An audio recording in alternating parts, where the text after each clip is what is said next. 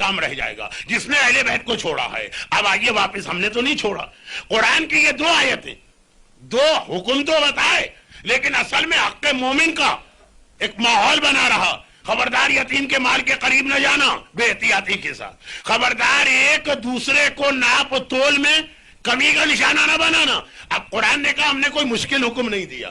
پھر پیغمبر نے کہا کہ چلو اگر تم بہت زیادہ ڈرے جا رہے ہو, یہ والی حدیث آج کی مجلس کا موضوع بن رہی, مجلس اب شروع ہو رہی ہے. تو خیر خلاصہ یہ کہ یہ حدیث پیغمبر نے کہا اگر تم بہت زیادہ ڈر رہے ہو تو چلو ایک طریقہ اختیار کرو. وہ یہ ہے کہ دکاندار جتنے پیسے لے رہا اتنی چیز نہ دے, اس سے زیادہ ہی دے. 1 کلو کے پیسے لیے لیکن 1 کلو میں 100 گرام بڑھا کے دے دے. اور جو خرید رہا ہے آدمی جتنے پیسے دے رہا اتنی چیز نہ لے, اس میں سے کچھ کمی کر دے. کلو کے پیسے دیے 900 گرام 800 گرام لے کے جائے, تاکہ یہ امکان بھی نہ رہے کہ اس کا حق اس کے پاس چلا گیا یا اس کا حق اس کے پاس آ گیا. ہمارے یہاں یہی تو خرابی ہے.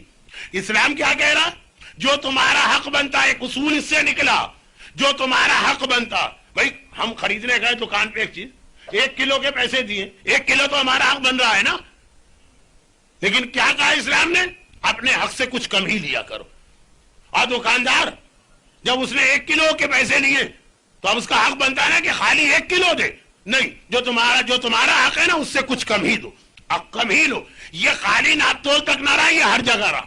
ہمارے اس وقت مسئلہ یہ کہ جتنا اسلام نے ایک دوسرے کا حق بتایا ہے, ہم میں سے ہر ایک اس سے زیادہ بڑھا کے حق لینا چاہ رہا. اور اسلام کہتا ہے جتنا حق بن رہا ہے اس میں بھی کچھ کمی کر دو. والدین اپنی اولاد سے جتنا اولاد پہ حق ہے اس سے زیادہ کا مطالبہ کر رہے ہیں.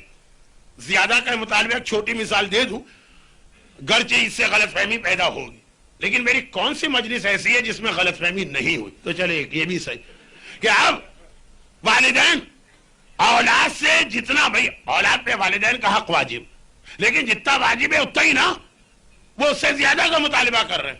اولاد ذرا زیادہ دے, والدین جو مطالبہ کر رہے ہیں, جس میں 2 باتیں آتی ہیں. نمبر 1, اولاد کو والدین کا سارا حق ادا کرنا ہے. حرام چیز میں تو والدین کا ساتھ نہیں دینا ہے نا. آج والدین اپنے مطالبات میں جو پہلے یہ محاورے تھے کہ دودھ نہ بخشوں گی اور جو کچھ, اب ذرا بدل گئے ہوں گے, لیکن دودھ پلائے گی تو بخشنے کی بات ہوگی نا, لیکن کچھ اور جو مسئلے, اب یہ جو دوسرے مسئلے, جو بھی جملے آنکھ کر دوں گی اور یہ اور وہ, اس کے ذریعے سے دھمکی دی جاتی ہے داڑھی منڈوانے کی, بے پردہ گھومنے کی, مکس گیدرنگ میں جانے کی, شادی میں شرکت کی, بے حجاب لڑکی سے شادی کرنے کی. بھائی میں نے تو اپنی بہن کی لڑکی چنی ہے تمہارے لیے. یہ نمازی, یہ پرہیزگار, یہ روزے دار, یہ عبادتیں کرنے والا, وہ فیشن کی شوقین, فلمی اداکاراؤں کو اپنا نمونہ بنانے والی بے نمازی, ذرا دیکھو تو کس کو کس سے ملا رہے ہو. لیکن وہ یہ سمجھتے ہیں کہ حق والدین میں یہ بھی شامل ہے.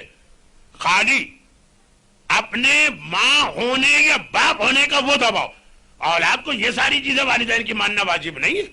جا کے آیت اللہ سیستانی کی جدید فقہ مسائل میں وہ چیپٹر پڑھ لیجئے, کہاں تک ہے حقوق اولاد کی لمٹ. اسی طرح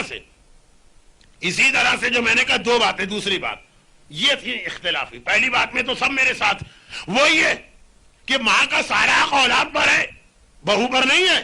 لیکن وہ جو حق سے بڑھ کے مطالبہ ہے کہ بیٹا بیٹے سے زیادہ بیٹے کی بیوی میری ہر بات مانے, یہ خلاف اسلام. اور ادھر اسی بہو کی اب بات ہو رہی کہ جو اصول قرآن نے ناپ تول کے لیے دیا, یہ ناپ تول کے لیے نہیں ہے, یہ ساری زندگی کے اندر نافذ ہونے والا اصول.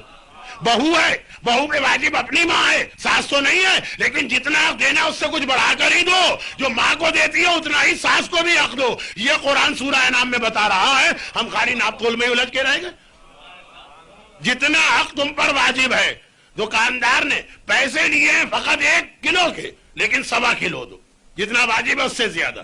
گاہک نے پیسے دیے 1 کلو کے, مگر 1.25 کلو دکاندار سے لو. یہ اولاد اور والدین میں چلے گا, یہ شوہر اور بیوی میں چلے گا, یہ بھائی اور بھائی میں چلے گا, یہ پڑوسی اور پڑوسی میں چلے گا, یہ آجیر اور اجیر میں چلے گا, یہ مومن اور مومن میں چلے گا. ہمارے یہاں الٹا ہو گیا کہ جتنا ہمارا حق ہے ہم اس سے بڑھ کے مانگ رہے.